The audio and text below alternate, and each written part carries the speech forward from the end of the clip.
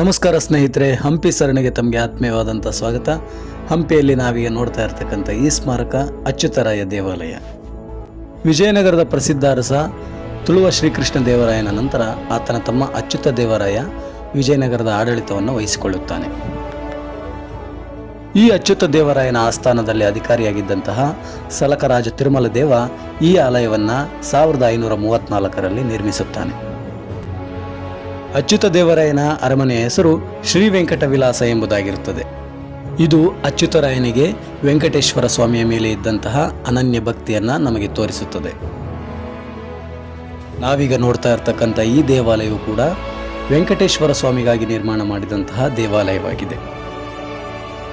ನಿರ್ಮಾಣ ಶೈಲಿಯಲ್ಲಿ ಈ ದೇವಾಲಯವು ಬಹುತೇಕ ಬಾಲಕೃಷ್ಣನ ದೇವಾಲಯವನ್ನು ಹೋಲುತ್ತದೆ.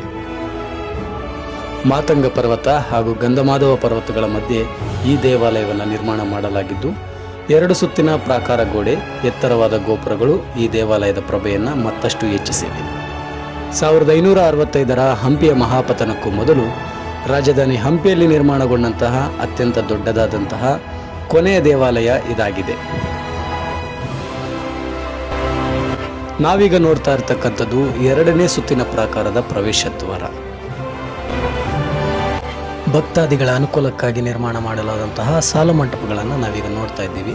ಇಲ್ಲಿ ಕಾಣ್ತಾ ಇರತಕ್ಕಂಥ ಈ ಪುಟ್ಟ ಮಂಟಪ ಗರುಡ ಮಂಟಪವಾಗಿದೆ. ಸ್ನೇಹಿತರೆ, ಅಲ್ಲಿ ಕಾಣ್ತಾ ಇರತಕ್ಕಂಥದ್ದೇ ಮಾತಂಗ ಪರ್ವತ. ಬೆಳಗಿನ ಸೂರ್ಯೋದಯದ ಸಮಯದಲ್ಲಿ ಈ ದೇವಾಲಯದ ಸೊಬಗನ್ನು ಆ ಪರ್ವತದ ಮೇಲಿನಿಂದ ಸವಿಯುವುದು ಕಣ್ಣಿಗೆ ಹಬ್ಬವೇ ಸರಿ.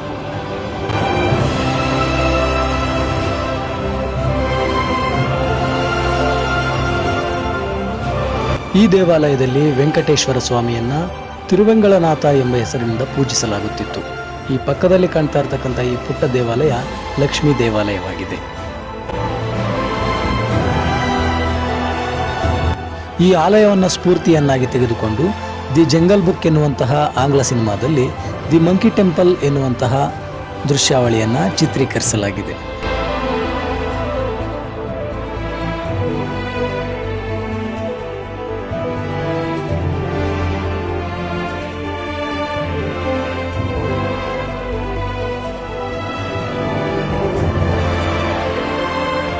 ಅಭಿಷೇಕ ಮಾಡಿದಂತಹ ನೀರು ಹೊರಬರುವ ಸಲುವಾಗಿ ಕೆತ್ತಲಾದಂತಹ ಮಕರನಾಳದ ಕೆತ್ತನೆಯನ್ನು ನಾವಿಲ್ಲಿ ನೋಡ್ತಾ ಇದ್ದೇವೆ. ಮೇಲೆ ಕಾಣಿಸ್ತಾ ಇರತಕ್ಕಂಥ ಶಿಖರವನ್ನು ಗಾರೆ ಮತ್ತು ಇಟ್ಟಿಗೆಯಿಂದ ನಿರ್ಮಿಸಲಾಗಿದೆ.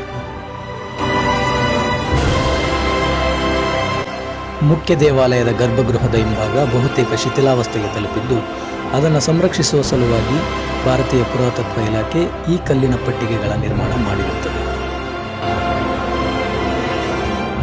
ಆಲಯದ ಗರ್ಭಗೃಹದಲ್ಲಿ ಯಾವುದೇ ರೀತಿಯಾದಂಥ ಮೂರ್ತಿ ಇಲ್ಲವಾದ್ದರಿಂದ ಇಲ್ಲಿ ಪೂಜೆ ಪುನಸ್ಕಾರಗಳು ನಡೆಯುತ್ತಿಲ್ಲ. ಸ್ಮಾರಕದ ಸಂರಕ್ಷಣೆ ಹಾಗೂ ಪ್ರವಾಸಿಗರ ಭದ್ರತಾ ದೃಷ್ಟಿಯಿಂದ ಆಲಯದ ಒಳಾಂಗಣ ಪ್ರವೇಶವನ್ನು ಭಾರತೀಯ ಪುರಾತತ್ವ ಇಲಾಖೆ ನಿರ್ಬಂಧಿಸಿದೆ.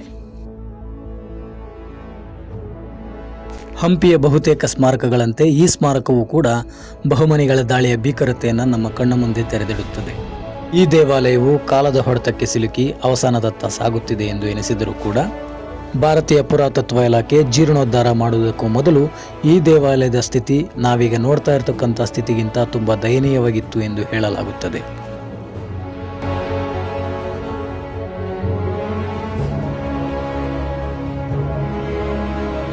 ಸ್ನೇಹಿತರೆ, ನಾವಿಲ್ಲಿ ನೋಡ್ತಾ ಇರತಕ್ಕಂಥ ಈ ಅವಶೇಷಗಳು ಆಲಯದ ಕಲ್ಯಾಣ ಮಂಟಪಕ್ಕೆ ಸಂಬಂಧಿಸಿದಂಥ ಅವಶೇಷಗಳಾಗಿವೆ. ಅಲ್ಲಿ ಪಕ್ಕದಲ್ಲಿ ಕಾಣ್ತಾ ಇರತಕ್ಕಂಥದ್ದೇ ಆಲಯದ ಸಭಾ ಮಂಟಪ. ಅವತ್ತಿನ ಕಾಲಘಟ್ಟದಲ್ಲಿ ಧಾರ್ಮಿಕ ಅಥವಾ ಆಡಳಿತಕ್ಕೆ ಸಂಬಂಧಪಟ್ಟಂತಹ ಸಭೆಗಳನ್ನು ಈ ರೀತಿಯಾದಂತಹ ಸಭಾ ಮಂಟಪಗಳಲ್ಲಿ ನಡೆಸಲಾಗುತ್ತಿತ್ತು. ಈ ಸಭಾ ಮಂಟಪದ ಮೇಲ್ಛಾವಣಿಯು ಅವತ್ತಿನ ಕಾಲದ ತಂತ್ರಜ್ಞಾನದ ಉತ್ಕೃಷ್ಟತೆಯನ್ನು ನಮ್ಮ ಮುಂದೆ ಅನಾವರಣಗೊಳಿಸುತ್ತದೆ.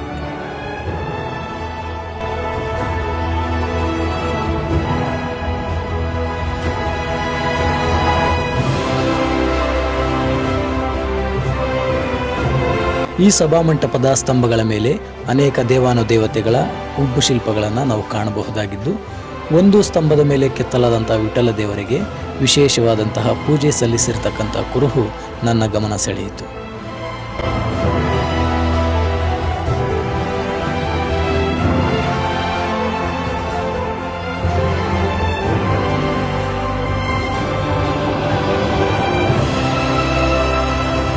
ಹಂಪಿಯ ಬಹುತೇಕ ದೇವಾಲಯಗಳಂತೆ ಈ ದೇವಾಲಯದ ಮುಂದೆ ಕೂಡ ಒಂದು ಬೃಹತ್ ಬಜಾರ್ ಇದ್ದು ಅದು ಅಚ್ಯುತಾ ಬಜಾರ್ ಎಂದೇ ಪ್ರಸಿದ್ಧವಾಗಿದೆ.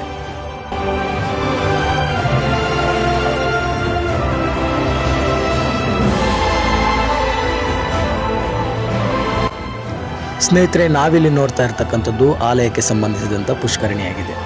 ವಿಶೇಷ ಧಾರ್ಮಿಕ ಉತ್ಸವಗಳ ಸಂದರ್ಭಗಳಲ್ಲಿ ಭಕ್ತಾದಿಗಳು ಪವಿತ್ರ ಸ್ನಾನಗಳನ್ನು ಮಾಡುವ ಸಲುವಾಗಿ ಈ ಪುಷ್ಕರಣಿಯನ್ನು ಬಳಸುತ್ತಿದ್ದರು.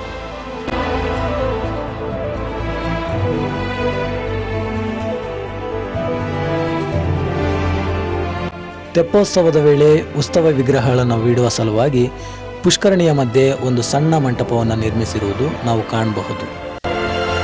ಕಲ್ಯಾಣಿಯ ಮಧ್ಯೆ ಈ ರೀತಿಯ ಪುಟ್ಟ ಮಂಟಪವು ವಿಜಯನಗರ ವಾಸ್ತುಶೈಲಿಯಲ್ಲಿ ಮಾತ್ರ ಕಂಡುಬರ್ತಕ್ಕಂಥ ವಿಶೇಷ ಎನ್ನಬಹುದು.